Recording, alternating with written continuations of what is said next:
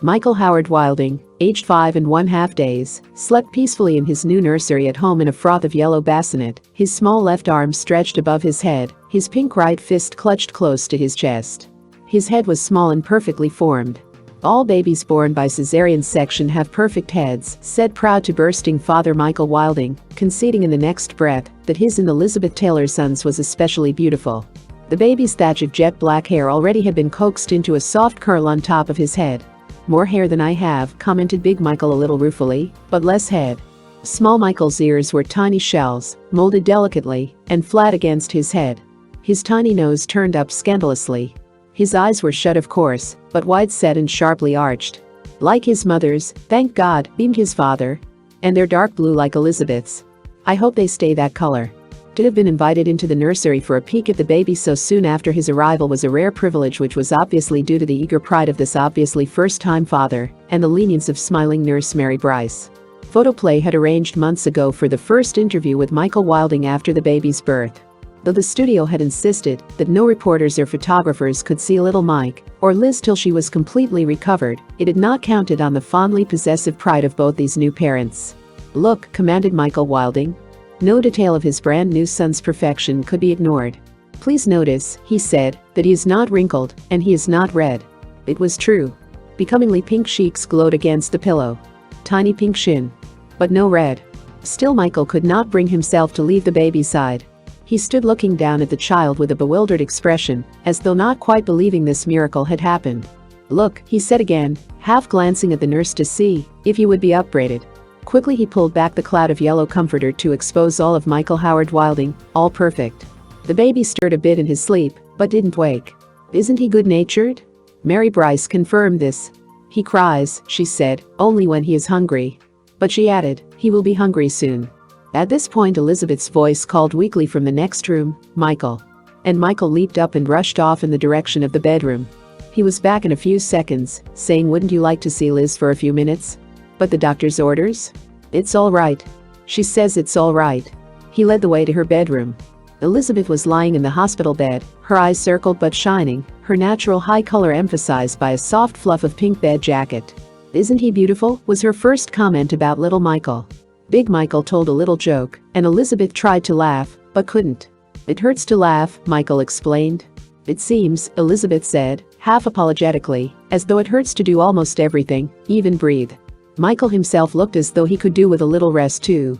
He was pale with fatigue and expended emotion, and his eyes were bloodshot from lack of sleep. He looked as though he had had about 10 babies himself.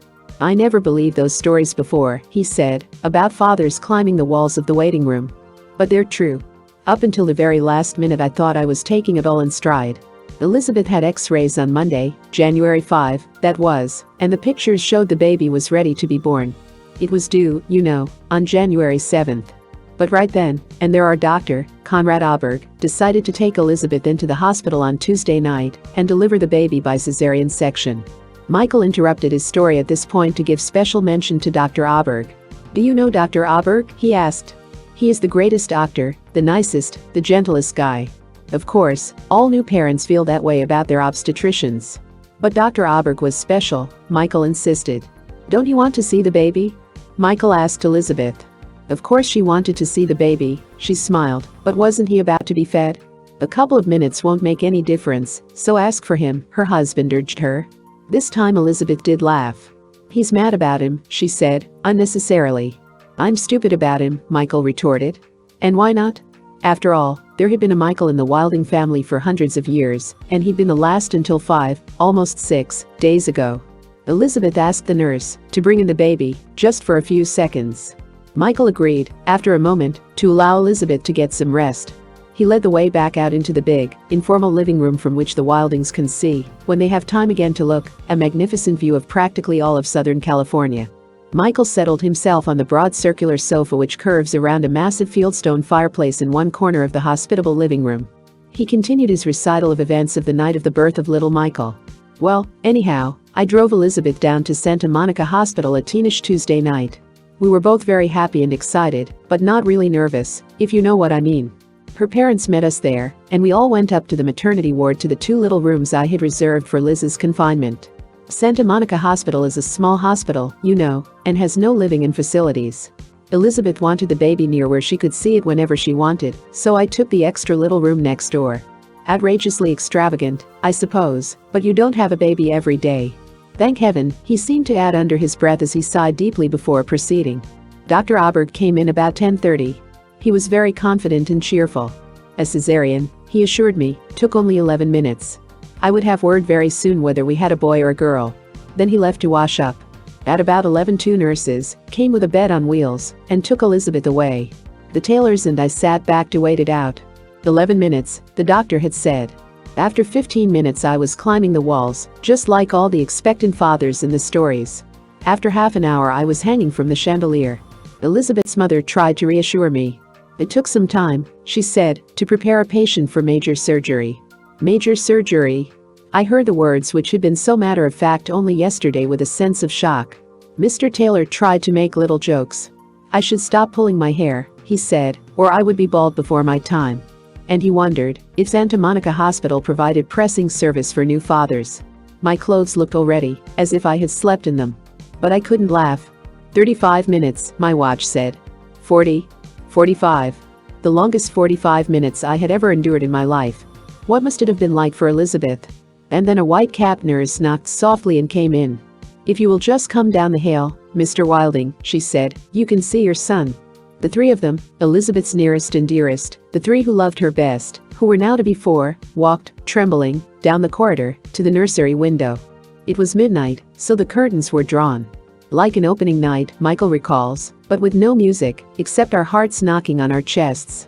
It was an awful window, with a railing to hang onto. Designed, no doubt, for terrified fathers.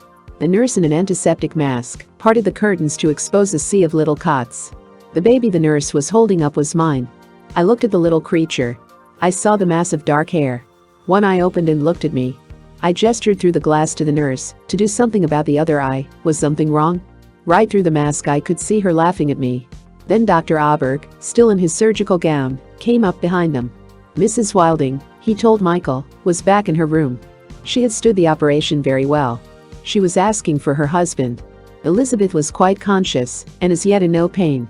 The saddle block anesthesia had been chosen so that she could be in every way present at the birth of her child.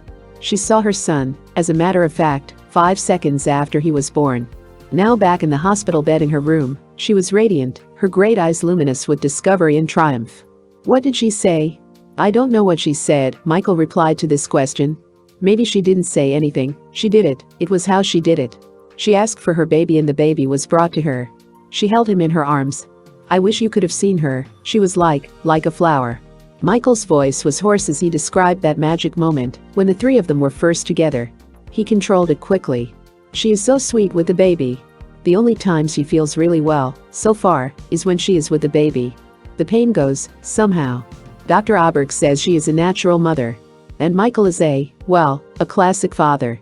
He agreed to leave the hospital that night only because Dr. Auberg insisted. Elizabeth must rest, and so should he. And besides, it was the rule. He walked out into the street and saw a newspaper with a banner line reading, "Liz Taylor has baby son."